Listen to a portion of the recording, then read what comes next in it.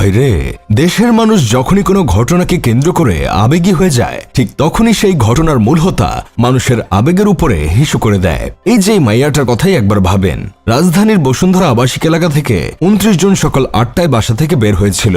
এরপর থেকেই তার আর কোনো হদিস পাচ্ছিল না তার পরিবার। উপায় না পেয়ে পরীক্ষা কেন্দ্রে গিয়ে খোঁজ নিয়ে জানতে পারেন ওই দিন পরীক্ষা কেন্দ্রেই আসেনি। বাধ্য হয়ে রাজধানীর ভাটারা থানায় জিডি করে মেয়ের পরিবার। সবাই তো ফেসবুকে কান্নাকাটি করে শেষ করে ফেলছিল, যদিও আমি একটু নিউট্রালে ছিলাম। কিছু সময় অপেক্ষা করছিলাম আসল খবর বের হয়ে আসার জন্য, কারণ পূর্বে তো কান্নাকাটি করে ধোকা খেয়ে শিক্ষা হয়েছে, তাই এই খবরটা নিয়ে তেমন কিছু বলি নাই। পরবর্তীতে সামাজিক যোগাযোগ মাধ্যম ফেসবুক থেকে জানা গেল মাইয়া নাকি বয়ফ্রেন্ডের সাথে ভাগছিল, সাভার থেকে উদ্ধার করা হয়েছে।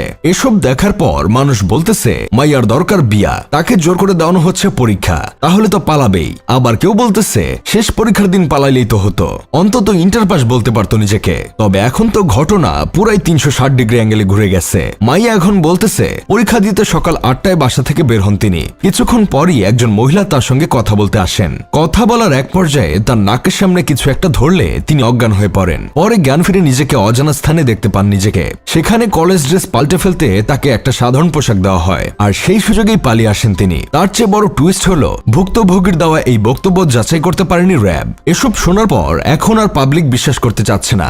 মানুষ বলছে ভাই নাটকের স্ক্রিপ্ট খুবই দুর্বল হয়ে গেছে, আপনার স্ক্রিপ্টকে হারবাল খাওয়ান।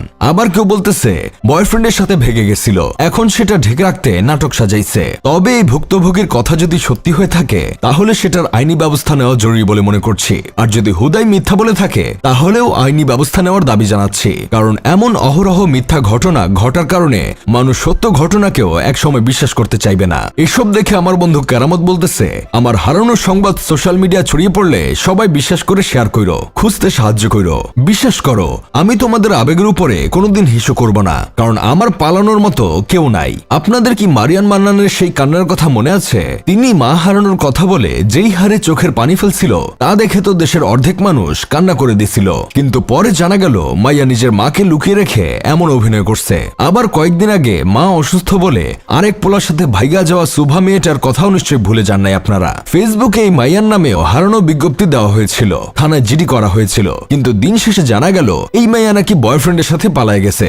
এভাবে ধোকা খাইতে খাইতে মানুষ এখন আর কিছু বিশ্বাস করতে চায় না। তাই তো এখন চালাক মানুষ প্রথমে চুপচাপ দেখে যে ঘটনা আসলে ঠিক কোন পর্যন্ত গিয়ে গড়ায়। আমিও এমনটাই করি ইদানিং। এমনটা না করলে চোখের পানিগুলো শুধু শুধু অপচয় হয়। আমি আবার কোনো কিছুই অপচয় করি না। যাই হোক, শেষমেশ আমি গোলাম হোসেন একটা কাজের কথা কই। এতবার ধোকা খাওয়ার পর যারা বলে আর আবেগী হবে না, তারপরও আবার যারা এমন কোনো নিউজ পাইলে আবেগী হয়ে যায়, তারা আসলে কোনো সাধারণ মানুষ না, তারা আসলে অসাধারণ মানুষ।